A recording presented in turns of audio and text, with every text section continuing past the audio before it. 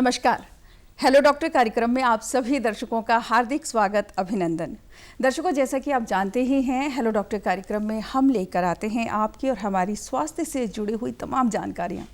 कोशिश हमारी ये रहती है कि हम एक विषय को चुनें और उस विषय में स्टूडियो में बैठकर अपने एक्सपर्ट के साथ विस्तृत रूप से चर्चा करें, जिससे कि घर बैठे आपको उस विषय में विस्तृत रूप से जानकारी मिल सके। आज हम बात करने वाले हैं कोविड-19 श्वास से संबंधित बीमारियां। विषय से संबंधित अगर आपके मन में भी किसी भी तरह की कोई जिज्ञासा है, सांस से संबंधित आप कुछ पूछना चाहते हैं, तो आज आपके पास मौका है सीधे हमारे एक्सपर्ट तक अपनी बात को पहुंचाने का, अपनी प्रश्न को पहुंचाने का, जिसके लिए ज़रूरत है आपको अब हमारे स्टूडियोज़ के नंबर की। तो सबसे पहले आप हमारे स्टूडियोज़ के नंबर नोट कर लीजिए, जिन नंबरों के माध्यम से आप हमसे संपर्क करने वाले हैं। हमारे स्टूडियोज़ के नंबर हैं 7579428028। दूसरा नंबर है 7579428047। नंबर्स आपने लिख लिए हैं तो मिला लीजिए 7579428028। दूसरा नंबर है 7579428047। हर बार मैं आपसे निवेदन करती हूँ कि जैसे ही आपकी कॉल कनेक्ट हो जाती है, आप अपने टीवी का वॉल्यूम कम कर दीजिए या तो फिर थोड़ी सी दूरी बनाइए। उसके बाद अगर आप प्रश्न पूछेंगे तो आपके प्रश्न को हम स्पष्ट रूप से सुन भी पाएंगे और उसका उत्तर भी आपको स्पष्ट रूप से मिलेगा। कोविड-19 श्वास से संबंधित बीमारियां, ये है हमारा आज का विषय और इस विषय में विस्तृत रूप से चर्चा करने के लिए आज हमारे साथ स्टूडियो में हैं देहरादून शहर के वरिष्ठ छाती रोग विशेषज्ञ डॉक्टर जगदीश रावत। सर, बहुत बहुत स्वागत है स्टूडियो में आपका। नमस्कार सर, सबसे पहले तो हमने पिछले कुछ महीनों में, या फिर हम ये भी कह सकते हैं पहली लहर के दौरान से ही हम ये कहें कि कोविड के दौरान हमने पल पल एक सांस के लिए लोगों को तड़पते हुए देखा है। बिल्कुल। और कहीं ना कहीं हमें ये भी पता चला है कि सबसे पहले अगर कोविड का जो संक्रमण है वो कहीं जाता है तो वो लंग्स में जा रहा है, छाती में जा रहा है। तो इस वजह से जो है सांस जो है बहुत अहम हो जाती है और इस लहर के दौरान तो ये चीज़ हमने बहुत अच्छे से देखा है और समझा भी है। बिल्कुल। क्या आप बताना चाहेंगे कि हमारे श्वास के लिए किस तरह से, हम सबसे बड़ी बात तो यह है कि हम किस तरह से हम अपने लंग्स को हेल्दी रख सकते हैं? सबसे पहले यहाँ से शुरुआत करते हैं, उसके बाद हम कोविड-19 पे आएंगे। ठीक। हम अपनी सांस संबंधित बीमारियों को बेसिकली मैं दर्शकों को बता दूं कि हम इसको 3 पार्ट में आज लेंगे। पहला पार्ट COPD का लेंगे, सेकंड पार्ट हम थोड़ा अस्थमा को टच करेंगे और तीसरा पार्ट जो है कोविड-19 से रिलेटेड जब भी आपके क्वेश्चन होंगे तो हम उसका आंसर देंगे जी। तो COPD बेसिकली हमारे देश में जो है आसपास जो क्रोनिक स्मोकर होते हैं या 40 साल से जिनकी उम्र ज़्यादा होती है, ये मान के चलेंगे कि आसपास हम इसका प्रीवलेंस या वर्डन कितना है हमारी कंट्री में। तो हमारी कंट्री में जो इसका वर्डन है वो आसपास 1990 में 30 मिलियंस के आसपास था। 30 मिलियंस में तो आसपास 3 करोड़ के आसपास, किंतु अब जाके जो है हमारा अगर हम 2016 का डाटा देखेंगे तो ये जस्ट डबल हो गया, यानी कि 60 मिलियन कि 6 करोड़ के आसपास हो गया। तो 3 करोड़ से 6 करोड़ जस्ट डबल हो गया। ये किस कारण से डबल हुआ? सबसे इम्पोर्टेंट तो इंडोर एयर पोल्यूशन है। इंडोर एयर पोल्यूशन का मीन्स कि हमारी कंट्री में खास करके जो अभी भी गांव में लोग चूल्हे पे खाना बनाते हैं, ठीक है, और कई लोग जो हैं जैसे हमारे जो पहाड़ी इलाका है, हिमाचल प्रदेश हो गया, उत्तराखंड हो गया, इधर नॉर्थ ईस्ट हो गया, इधर हमारा जम्मू कश्मीर हो गया, इसमें जो सारे के सारे चूल्हे पे ही खाना बनाते हैं और ज़्यादातर लोग आग सेकने के लिए जो अंगीठी या उसका सेवन करते हैं, जिसके कारण जो सांस संबंधी रोग जस्ट डबल हो जाता है। तो जैसा कि हम लोग भी जानते हैं कि उज्ज्वला योजना की वजह से बहुत सारे घरों में जो लकड़ी में खाना बनता था वो तो कम हो गया। हमारे प्रधानमंत्री जी ने घर घर में जो है गैस चूल्हे और सिलेंडर पहुंचा दिए हैं। इसका बहुत बड़ा इम्पैक्ट पड़ेगा अगर हम नेक्स्ट सर्वे करेंगे। हो सकता है कि 10 साल बाद या 5 साल बाद तो हो सकता है जो हमारा प्रीवलेंस है, जो खासकर जो इंडोर एयर पोल्यूशन से रिलेटेड जो क्रोनिक ब्रोंकाइटिस, COPD या सांस से संबंधित रोग होते हैं, वो हो सकता है वो काफ़ी कम हो जाएं। पक्का। ठीक है। और सेकेंड इसका जो स्मोकर है उससे भी क्रोनिक ब्रोंकाइटिस बढ़ जाती है। पैसिव स्मोकिंग के बारे में भी हम बात करेंगे, लेकिन उससे पहले कॉल ले लेते हैं। ये तेजपाल सिंह बिष्ट जी हमसे जुड़ रहे हैं, पहले उनसे बात कर लेते हैं। हेलो। हाँ जी, हेलो जी तेजपाल जी, नमस्कार।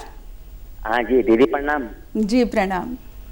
हाँ जी, मैं तेजपाल बिष्ट नीलकंठ पौड़ी गढ़वाल से बोल रहा हूँ। डॉक्टर साहब को प्रणाम। डॉक्टर साहब, मैं ये जानना चाह रहा हूँ, जिन नमस्कार, लोगों हाँ जी। को अस्थमा पहले से है, हाँ जी। उन लोगों का स्वास्थ्य अगर खराब होता है तो ये पता कैसे चलेगा कि अब कोरोना भी हो चुका है, दोनों के लक्षण को सांस लेने में दिक्कत करते हैं, तो दोनों के लक्षण मिलते जुलते होंगे या कोविड के लक्षण कुछ अलग होंगे डॉक्टर साहब?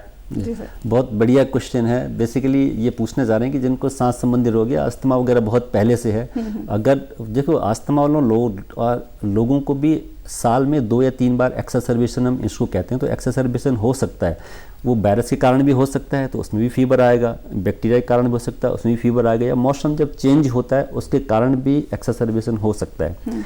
बट जो कॉमन जो डिफ्रेंशिएटिंग फीचर है कि आपको जो सांस की दिक्कत है वो किस कारण से ज़्यादा बढ़ गई है, वो बेसिकली जो कोरोना है, जो इम्पोर्टेंट इसका जो सिम्टम है वो फीवर है। मान के चलना, अगर फीवर अगर आपको 100 से ऊपर आ रहा है या 2 या 3 दिन रह गया है, तो ये मान के चलना कि आपको कोविड का संबंधित जो जांच है वो ज़रूर करानी है। दूसरा कि ऐसा तो नहीं कि आपको जो नज़ला जुकाम हो जाता है, नज़ला जुकाम यानी कि आपको जो है छींके, नाक आना, नाक बने, जिसको हम एलर्जिक ब्रोंकाइटिस कहते हैं, उसके कारण भी आपकी सांस और खांसी बढ़ सकती है, ठीक है, पर उसमें फीवर बहुत कम आएगा, उसमें फीवर नहीं आएगा। तो सबसे जो डिफ्रेंशिएटिंग फीचर हो हमारा फीवर हो गया कि अगर बुखार आ रहा है, जब भी बुखार 2-3 दिन अगर रह गया है और उसके कारण अगर खांसी बढ़ गई, सांस बढ़ गई, तो हमें मान के चलेंगे कि कोविड के लक्षण हैं, ये भी हो सकता है कि आपको कोविड की जांच करानी पड़ेगी। बिल्कुल, अगर आपको फीवर नहीं है तो ये मान के चलना आपकी जो सांस की दिक्कत है उसके कारण ही आपकी सांस और खांसी बढ़ रही है। सर, अगले कॉलर हैं जो कानपुर से जुड़ रहे हैं हमारे साथ। हेलो जी, हेलो जी, नमस्कार जी, प्रेमचंद्र बात कर रहा हूँ कानपुर से। हाँ जी सर, नमस्कार। जी सर, पूछिए, जल्दी से प्रश्न पूछिए। जी, ऐसा है, मुझे सूखी खांसी हो रही 5-6 दिन से जी। तो वैसे मुझे कोरोना हो गया था वैसे अप्रैल लास्ट में। हालांकि मैंने घर ही में कंसल्टेशन लेकर के डॉक्टर साहब से और तमाम दवाइयों के बारे में, खान पान के बारे में पूछा था जी। तो सब तो ठीक हो गया, लेकिन अब थोड़ा सा खांसी रह गई, थोड़ा सा सूखी खांसी, और लेटने में ज्यादा होती। मैं कानपुर से बोल रहा हूँ। हाँ जी जी जी जी जी जी। अच्छा, देखिए, आपको एक तो आपको वहाँ आप ये बता रहे हो कि आपको कोविड हुआ था और वो कोविड आसपास अप्रैल में हुआ था और वो ठीक हो गया था, ठीक है, तो उससे तो रिलेटेड इस समय ये चांसेस कम है कि आपको उससे रिलेटेड कोई कॉम्प्लिकेशन हो, क्योंकि अब 3-4 महीने वैसे हो गए, ठीक है। जो आपको जो नई खांसी है, हो सकता है सिंपल एलर्जिक कफ हो, ठीक है, जो मौसम चेंज हो रहा है या पोल्यूशन है, ठीक है, या सिंपल वायरल हो, उसके कारण हो सकता है। बट अगर आप ये मान के चलना है कि अगर बुखार आता है आपको, तो फिर भी आपको एक डॉक्टरी सलाह लेनी है। अगर बुखार नहीं आ रहा है तब तक के लिए आपको जो घर में आप स्टीम ले सकते हो, ठीक है, गार्गिल कर सकते हो, और सिंपल अगर फीवर आता है तो पैरासीटामोल ले सकते हो। बट अगर फीवर आता है तो डेफिनेटली आपको डॉक्टरी कंसल्टेशन की ज़रूरत है। सर, जैसे इन्होंने ड्राई कफ की बात की है, खांसी इनको सूखी है, तो क्या हम ये सोच सकते हैं या समझ सकते हैं कि पोस्ट कोविड जो असर आता है, क्या उसका असर है? ना, ये चांसेस बेसिकली बहुत कम है, क्योंकि कोविड इनको तो अप्रैल में हुआ था, अब जो है आपका जो है 3 या 4 महीने हो गए, तो अगर उसके कारण होता तो पोस्ट कोविड जो कॉम्प्लिकेशन होते हैं स्टार्ट उसी समय कंटिन्यूशन फेज में रहते हैं, और कुछ टाइम बाद जो 2 या 3 महीने बाद वो ठीक हो जाते हैं। पर इनका जो 3 महीने बाद अगर दिक्कत हो रही है तो कोई नई दिक्कत हो सकती है, सिंपल एलर्जिक भी हो सकती है, सिंपल वायरल भी हो सकता है, मौसम चेंज हो रहा है या पॉल्यूशन हो सकता है, ठीक है। तो हो सकता है 3-4 चीजें हैं, अपने आप ठीक हो जाए। अगर आपकी क्रोनिक हो जाती, क्रोनिक मीन्स अगर 2 हफ्ते से ज्यादा अगर रहती है, तो आप अब जरूर डॉक्टरी सलाह लीजिएगा। बिल्कुल, मतलब जांच करवानी जरूरी हो जाती है। मतलब अपने आप से आप किसी भी तरह की, जैसे कई बार अक्सर होता यह है कि अगर हमें ड्राई कफ है, पहले तो हम होम रेमेडीज ट्राई करते हैं घर में, उसके बाद ओवर द काउंटर जाके हम केमिस्ट से दवाई ले लेते हैं। थोड़े दिन हम उसमें हमें लगता है कि आराम हो रहा है, लेकिन वो आराम होता नहीं है। वो हम उसको क्या करते हैं, हम अपनी बीमारी को दबा देते हैं और थोड़े दिन के बाद फिर से दिक्कत शुरू हो जाती है। तो इस वजह से जो ये है कि हमें बहुत ज़्यादा अपने आप इलाज न करते हुए आप ज़रूर जांच करवा लीजिएगा, क्योंकि 2 हफ्ते से ज़्यादा अगर आपको ड्राई कफ होता है तो। सर, एक कॉलर और जुड़ चुके हैं, पिथौरागढ़ से, पहले कॉल लेते हैं। Hello hello. हाँ सर जी, नमस्कार, नाम बता दीजिए जल्दी से अपना। मैं रमेश कोहली। जी, पिथौरागढ़ से जुड़ रहे हैं ना आप हमसे? हाँ मैडम जी, पूछिए, प्रश्न पूछिए। रमेश कोहली मैडम। हाँ, सर, पिथौरागढ़ डिडिहार ब्लॉक से। सर प्रश्न मैडम, पूछिए ये जल्दी से। ये दर्द रहता है ना बीच में, चेस्ट में पेन रहता है डॉक्टर साहब। जी तो उसके बाद दर्द। सर टीवी का वॉल्यूम पहले कम कर दीजिए। अगर आप अपने आप को टीवी पे सुनेंगे तो हम आपको नहीं सुन पाएंगे। ठीक है सर, फेफड़े में पेन जैसा रहता है सर। चेस्ट के सेंटर में आपको पेन होता है, दर्द होता है? नहीं सर, मैं आपको नहीं सुन पा रहा हूँ, मैं ऐसे ही म्यूट पर रखा है। जी हाँ मैडम, जल्दी से एक बार में अपना प्रश्न दोहरा दीजिए। हाँ, चेस्ट जैसे में पेन होता है? जैसे दोनों शोल्डर आते हैं आगे को, अगर शोल्डर आगे को आ जाएंगे तो फिर वो दर्द रहता है, फिर उसके बाद हट जाता है। तो कभी पीठ की वजह से हमारी। ठीक है, जहाँ तक मैं समझ पा रहा हूँ आपकी जो पूछना चाह रहे हो वो आपको छाती में दर्द है। छाती में दर्द जो है कभी होता है, कभी वो जो है ठीक हो जाता है। कुछ कह रहे हैं शोल्डर आगे आ जाता है। और शोल्डर जो आप बता रहे हो तो हो सकता है कि देखो आपका जो छाती में दर्द है हो सकता है कि शोल्डर ज्वाइंट पेन से रिलेटेड हो। ठीक है, और जैसे अगर आपको कोई शुगर है, बीपी है, और थर्ड चीज़ अगर आपको चलते हुए भी दर्द होता है, खास करके एक्सर्शनल हम चेस्ट पेन जिसको कहते हैं, तो आपको ज़रूर जो है डॉक्टरी सलाह लेने की ज़रूरत है। खासकर हम चेस्ट पेन जो इस टाइप का होता है उसमें को इग्नोर नहीं करना चाहिए।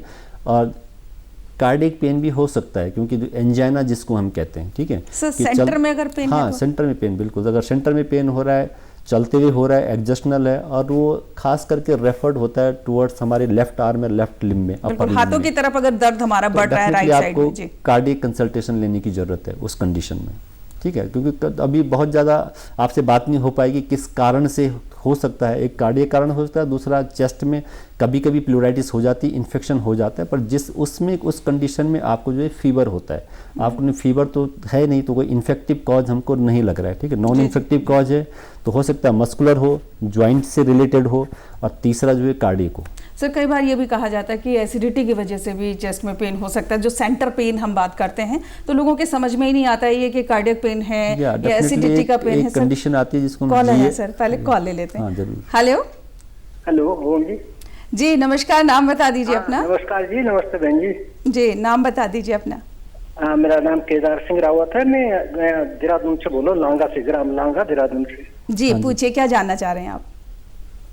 ये जैसे ये खांसी वांसी होती है ना जी, हाँ, तो इसके बारे में थोड़ा पता करना था कि भाई मान लिया जाए बलगम जैसे जमा हो जाता है, जी, तो इसके बारे में थोड़ा डॉक्टर साहब से। ठीक है, बेसिकली ना जो मैं समझ पा रहा हूँ आपका क्वेश्चन पूछने का जो वो कारण है वो बेसिकली खांसी के बारे में, कि खांसी कि क्या क्या चीज़ें हो सकती हैं, कैसे कैसे इसका इलाज कर सकते हो। जैसे बलगम जमा होने की भी बलगम जमा होने की, जैसे खांसी है तो खांसी के बहुत कारण हो सकते हैं। एक तो हम एक्यूट कफ कहते हैं। एक्यूट मीन्स अगर 2 हफ्ते से कम अगर किसी को खांसी है तो उसको हम एक्यूट कफ कह सकते हैं, जिसमें एक्यूट ब्रोंकाइटिस हो सकती है, वायरस हो सकती है, और बैक्टीरियल हो सकती है, सिंपल मौसम चेंज होनी है, एलर्जी के कारण हो सकती है। एक क्रोनिक कफ हम कहते हैं। क्रोनिक कफ मीन्स खांसी के साथ अगर बलगम आ रहा है 2 हफ्ते हो गए तो उस कंडीशन में खांसी हो सकती है, बलगम हो सकता है, बुखार हो सकता है। बाकी चीज़ें कि भूख कम लगना, वजन कम होना, जो हमारे कंट्री में सबसे कॉमन कॉज टीबी का माना जाता है। ठीक है, अगर आपकी 40 साल से ज़्यादा की उम्र है तो ब्रोंकोजेनिक कार्सिनोमा या कैंसर की तरफ भी इंगित कर सकता है। तो आपको 2 हफ्ते से ज़्यादा कफ तो बिल्कुल इग्नोर नहीं करना है, उसमें तो आपको डॉक्टरी सलाह लेनी है। अगर एक्यूट कफ है तो एक्यूट कफ के लिए जो आप जो है, अगर बुखार आ रहा है तो डेफिनेटली डॉक्टरी सलाह लेनी है। अगर सिंपल कफ है कि बलगम नहीं है तो हो सकता है कि कभी कभी जो मौसम चेंज होने पे या पोल्यूशन के कारण भी हो सकता है। वो सुबह के टाइम पे ज़्यादा होता है, जैसे जैसे दिन होता चला जाता तो एलर्जी के कारण कम होता चला जाता है। बिल्कुल, हम अपने दर्शकों यहाँ पर बता दें, दर्शकों आप देख रहे हैं दूरदर्शन उत्तराखंड और इस वक्त कार्यक्रम चल रहा है हेलो डॉक्टर। हम आपको यहाँ पर ये भी बता दें कि एक सजीव कार्यक्रम होता है और आज का जो हमारा विषय है वो है छाती, यानी कि छाती रोग विशेषज्ञ हमारे बीच हैं और श्वास से संबंधित, छाती से संबंधित किसी भी तरह की कोई भी दिक्कत है, कोई परेशानी है तो आप हमसे, हमारे विशेषज्ञ से जुड़ सकते हैं सीधे हमारे फ़ोन नंबर्स के माध्यम से, जो कि लगातार आपकी टीवी स्क्रीन पर हम फ्लैश कर रहे हैं। सर जैसे कि पोस्ट कोविड की अगर मैं थोड़ी सी बात आपसे पूछना चाहूँगी, कई बार हमें सुनने को मिला है कि कोविड हुआ था, ठीक हम हो गए, नेगेटिव आ गया टेस्ट, लेकिन उसके बाद भी जब वो लेटते हैं तो उन्हें सांस लेने में दिक्कत है, चलते हैं तो थोड़ी सी दिक्कत लगती है या चेस्ट पेन है, तो ये कब तक चलने वाला है और क्या इसके लिए किसी तरह की कोई ट्रीटमेंट की ज़रूरत है? ना बेसिकली ये पोस्ट कोविड सिम्टम में आता है कि आपका कोविड हुआ एक चीज़ और बिल्कुल आप ठीक हो गए, उसके बाद भी कभी कभी ऐसा लगता है कि चेस्ट पेन जो माइग्रेट होता है, कभी राइट साइड कभी लेफ़्ट साइड, कभी आपको बॉडी एक हो जाता है, कभी कभी फीवर भी हो सकता है। बस उस फीवर को इग्नोर कर देना अगर 99 और 100 के बीच में आता है कि 99, 100, कई बार लोग जो है इस टाइप की प्रॉब्लम के साथ आते हैं जी। तो उसमें सिंपल पैरासीटामोल लेने की ज़रूरत है, बहुत ज़्यादा कुछ करने की ज़रूरत नहीं होती। बट अगर आपको सिम्टम कंटिन्यू रह रहा है कि खांसी भी हो रहा है और कंटिन्यू जो है 7 to 10 डेज़ हो गया, फीवर भी आ रहा है मोर देन 100, अगर आपने रिकॉर्ड किया टेम्परेचर को मेजर किया, तो उस कंडीशन को आपको इग्नोर करने की ज़रूरत नहीं, उसमें फिर डॉक्टरी सलाह लेने की ज़रूरत है। क्योंकि जब आपको पोस्ट कोविड से निकलते हो इस फेज से, तो आपकी जो शरीर की इम्यूनिटी है वो कम हो जाती है। उस इम्यूनिटी के कारण आपका जो सेकेंडरी बैक्टीरियल इन्फेक्शन है या फंगल इन्फेक्शन है उसके चांसेस बढ़ जाते हैं। तो आपको अगर ठीक है, अगर आपको 2-3 दिन में आपकी खांसी ठीक हो गई या फीवर नहीं है, बट अगर फीवर है, खांसी कंटिन्यू रह रही है 7 to 10 डेज़, तो आपको डॉक्टरी सलाह लेने की ज़रूरत है। क्योंकि उसमें इम्यूनिटी कम होने के कारण सेकेंडरी जो इन्फेक्शन है उसके लिए आपको ज़रूर जो है डॉक्टरी सलाह लेनी है। जी सर, जोशीमठ से कॉलर जुड़ रहे हैं, पहले कॉल ले लेते हैं। हेलो। हाँ जी, जैसे पेट दर्द होने का क्या कारण होता है? जी सर नमस्कार, नाम बता दीजिए अपना। दिनेश राणा। दिनेश राणा जी, क्या पूछना चाह रहे हैं आप पूछिए। मैंने कहा जैसे बार बार पेट दर्द हो रहा है तो उसके क्या कारण होता है? पेट दर्द, देखिए आज हम छाती रोग विशेषज्ञ हमारे साथ हैं और श्वास से संबंधित जितनी भी दिक्कत है हम उस विषय पर बात कर रहे हैं। पेट रोग के डॉक्टर गैस्ट्रो को हम जरूर किसी दिन बुलाएंगे, तब हम आपके इस प्रश्न को जरूर अपने कार्यक्रम में शामिल करेंगे। बिल्कुल जी सर। सर जैसे कि अब अभी हम बात कर लेते हैं बहुत संक्षेप में, क्योंकि बहुत सारी बातें हैं हमारे पास। और सर जैसे अस्थमा की आपने अभी बात की थी, अगर अस्थमा के हम सिम्टम्स की बात करें तो क्या होंगे? Asthma basically more than 50% of cases में जो भी अस्थमा की जो दिक्कत है वो एलर्जिक होती है, जो बचपन से ही होती है। एक हम कहते हैं कि late adult onset bronchial asthma, जो आपका एडल्ट में भी हो सकती है, but most of the cases जो है बचपन से ही होते हैं, जो एटोपी के कारण होती है। एटोपी मीन्स कहीं ना कहीं एलर्जिक ही कहलाते हो। तो एटोपिक के जो सिम्टम होते हैं एलर्जिक राइनाइटिस होगी या छींकी हो गई, नाक आना, नाक बंद होना, और सारे जो सिम्टम है या सांस की दिक्कत होना, आवाज़ आना, सीटी किसी आवाज़ आना, जिससे मौसम चेंज होता है उस समय ज़्यादा दिक्कत होना, और ज़्यादा दिक्कत जो है रात के टाइम पे या अर्ली मॉर्निंग के टाइम पे ज़्यादा होता है, जैसे दिन आता चला जाता है। सर हम एलर्जिक कह सकते हैं इसको?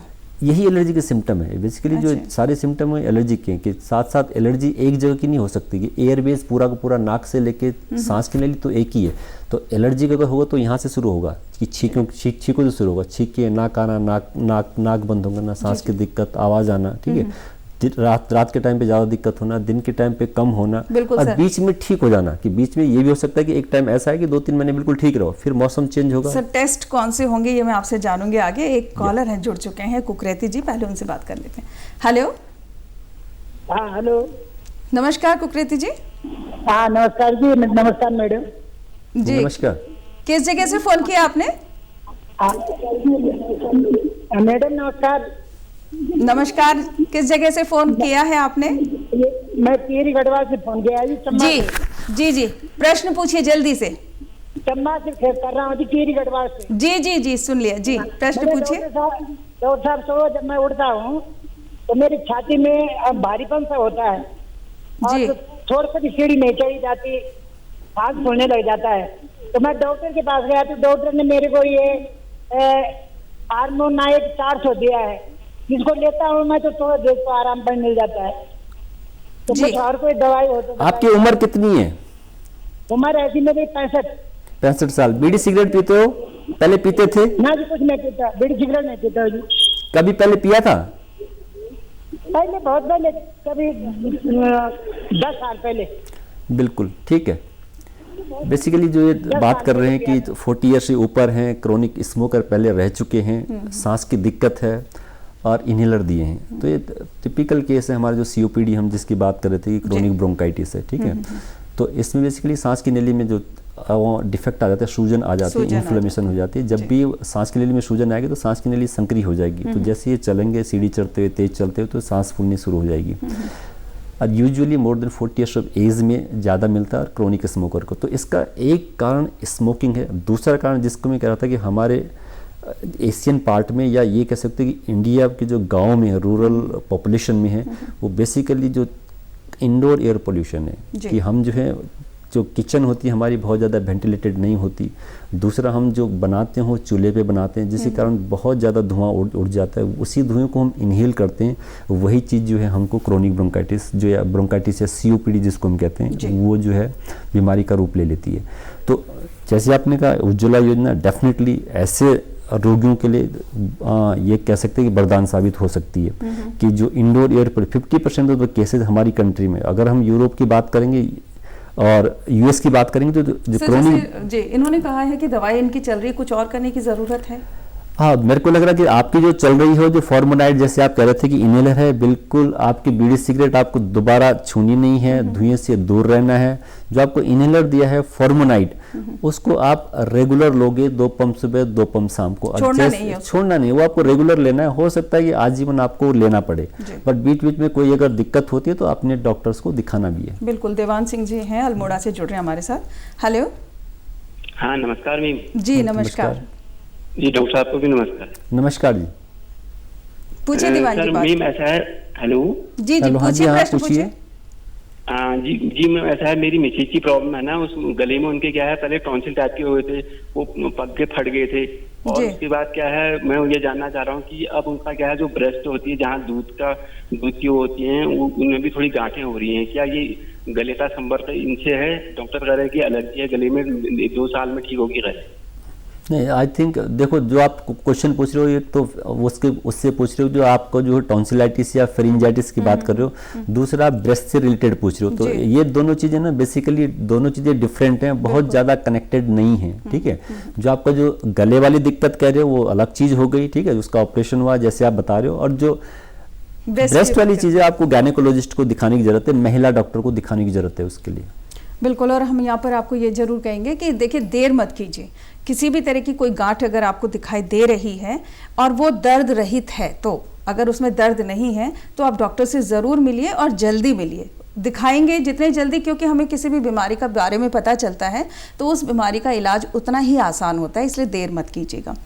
जी सर, जैसे कि अस्थमा की आपने हमें सिम्टम्स तो बता दिए, सर जांच क्या होती है इसमें? जांच बेसिकली दोनों में, जो COPD हो गया, अस्थमा हो गया, सिंपल एक्सरे कराना है। एक्सरे रूल आउट के लिए होता है कि कोई और बीमारी तो नहीं है जो मिमिक करती हैं जो हमारी जो है COPD अस्थमा जैसी होती हैं। दूसरा स्पायरोमेट्री लंग फंक्शन टेस्ट होता है। लंग फंक्शन टेस्ट में जो है बेसिकली हमें देखते हैं कि हमारे अंदर जो है जो सांस की जो ताकत है, हमारी सांस की नली में कितनी सूजन है, ठीक है, उस सूजन के बेस पे ही हम आगे के जो ट्रीटमेंट है वो डिसाइड करते हैं। तो एक स्पायरोमेट्री कह सकते हैं इसको, या लंग फंक्शन टेस्ट कहते हैं, या पल्मोनरी फंक्शन टेस्ट कहते हैं।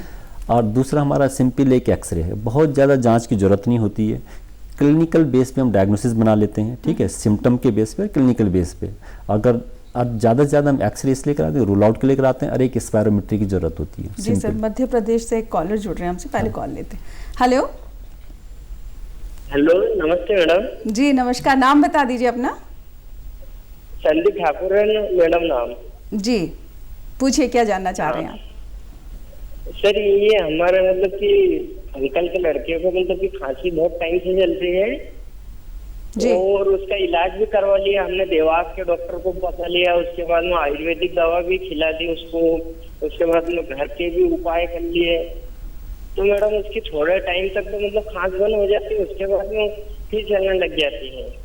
तो मतलब पूरी तरह खांस उसकी जा नहीं पा रही। उम्र कितनी उनकी? उसकी उम्र है 7-8 साल सर। 7-8 साल। अच्छा, फैमिली में किसी औरों को तो नहीं ऐसी दिक्कत? 7-8 साल का लड़का है। फैमिली में पेरेंट्स को तो नहीं ऐसी दिक्कत?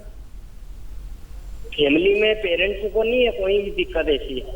ठीक है, देखो जितना हम समझ पा रहे हैं कि जो ये बात कर रहे हैं बेसिकली 7-8 साल का, ठीक है हाँ समझ गए हम, ठीक है। तो 7-8 साल का बच्चा है जिसको बार बार जो खांसी हो रही है और सांस की दिक्कत हो रही है, ठीक है। मोस्ट ऑफ द केसेस में अगर फीवर नहीं है बच्चे को तो ये एलर्जिक संबंधी बीमारी होती है, ठीक है। जैसे ही कह रहे हैं कि ठीक नहीं हो रहा है, बहुत टाइम से है, तो ये मान के चले कि आउट ऑफ 100 50% लोगों में जो है ये एलर्जी संबंधित जो दिक्कत है जैसे जैसे एज बढ़ती है बच्चे की वो ठीक होते चले जाता है और उसकी सीवियरिटी भी कम होती चली जाती है। अच्छा। जैसे ही 15 साल 16 साल 17 साल तो आउट ऑफ 100 70% बच्चे ऑटोमेटिकली ठीक हो जाते हैं एलर्जिक डिजीज से। जो 20 से 30% बच्चे रह जाते हैं उसमें फिर हो सकता है उनको आगे रेगुलर दवाई लेनी पड़े। तो ये मान के चलना जैसे इनके डॉक्टर्स ने हो सकता है इनको एलर्जी से संबंधित दवाइयाँ दी हो तो आपको अपने डॉक्टर्स की सलाह को ही फॉलो करना है बेसिकली, ठीक है। और लग ये रहा है कि हो सकता है कि एलर्जिक दिक्कत हो जिसको हम अस्थमा या दमा भी कहते हैं। जी, जैसे जैसे बच्चा बड़ा होगा तो अपने आप ही ये बीमारी जो है ठीक हो जाएगी, बच्चा जो रिकवर हो जाता है अपने आप ही ठीक हो जाता है। लेकिन अगर बच्चे में ये जो बीमारी है या जो तकलीफ है 10-12 साल के बाद भी बनी रहेगी तो उसकी फिर जांच बेहद ज़रूरी हो जाएगी। और एक बार मैं यहाँ पे और कह देना चाहता हूँ, ये ऐसी बीमारी नहीं है कि बहुत खतरनाक हुई है, परेशान होने वाली हो। कंट्रोलेबल डिजीज है जिसको हम आसानी से सिंपल दवाई से कंट्रोल कर सकते हैं। बिल्कुल। अच्छा, सीओपीडी की आपने बताई कि जैसे कि सूजन आ जाती है जिस वजह से सांस लेने में हमें दिक्कत आती, दवाओं से ठीक हो जाता है या किसी तरह की कोई एक्सरसाइज हमें करनी पड़ती है, लाइफ टाइम दवाई खानी पड़ती, क्या है ये बताएं? हाँ, बेसिकली दो पार्ट में जैसे हमने कहा कि एक तो सीओपीडी है एक अस्थमा है, वो दोनों चीज़ें अलग अलग हैं। अस्थमा बच्चों में होता है, सीओपीडी ओल्ड एज में होता है। अगर हम ओल्ड एज की बात करें तो ये रिवर्सिबल नहीं है। रिवर्सिबल मीन्स कि आपने जो है दवाई बंद कर दी तो ठीक नहीं हो सकते। सर बातचीत हम जारी रखेंगे, एक कॉल पहले ले लेते हैं। हेलो,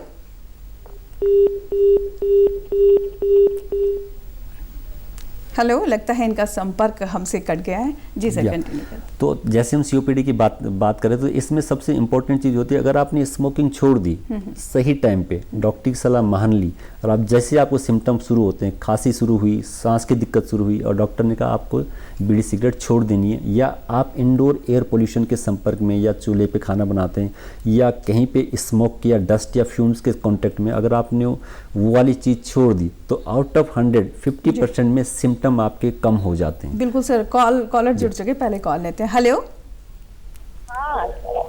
नमस्कार। नमस्कार, नाम बता दीजिए मैडम अपना। रजनी नायडू। किस जगह से फोन कर रही हैं आप?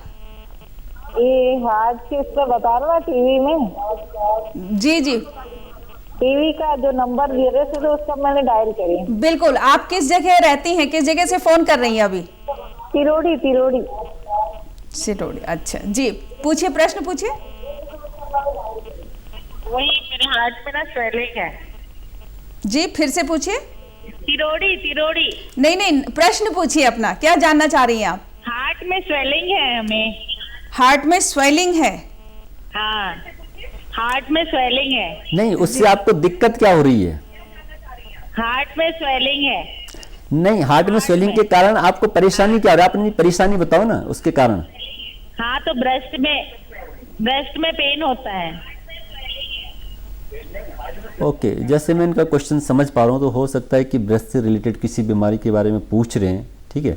तो चेस्ट में स्वेलिंग बता रही हैं, ठीक है। तो हार्ट में स्वेलिंग तो किसी को नहीं पता चलेगा वैसे बात से कि आपके हार्ट में टेस्ट नहीं होते हैं, या आपको कोई सिम्टम नहीं बताओगे कि छाती में दर्द है, ठीक है। वही तो मेरे को ये लगता है कि ब्रेस्ट से रिलेटेड दिक्कत है और ब्रेस्ट से रिलेटेड दिक्कत के लिए उनको किसी महिला डॉक्टर्स, डेफिनेटली किसी फीमेल डॉक्टर से, जो लेडी डॉक्टर्स होती हैं उनसे आप मिल लीजिए एक बार, क्योंकि जो है हम लोग छाती रोग विशेषज्ञ हमारे साथ हैं और जो जिस तरह की दिक्कत आप बता रही हैं हमें ऐसा लगता है स्त्री रोग विशेषज्ञ जो है आपकी समस्या का समाधान कर सकती हैं, क्योंकि आप स्तन से संबंधित शायद हमें ऐसा लग रहा है कि कोई दिक्कत आप बता रही हैं सब, क्योंकि बहुत सारे प्रश्न हैं, बहुत सारे कॉलर्स भी जुड़ रहे हैं लेकिन समय सीमा में बंधे हुए हैं।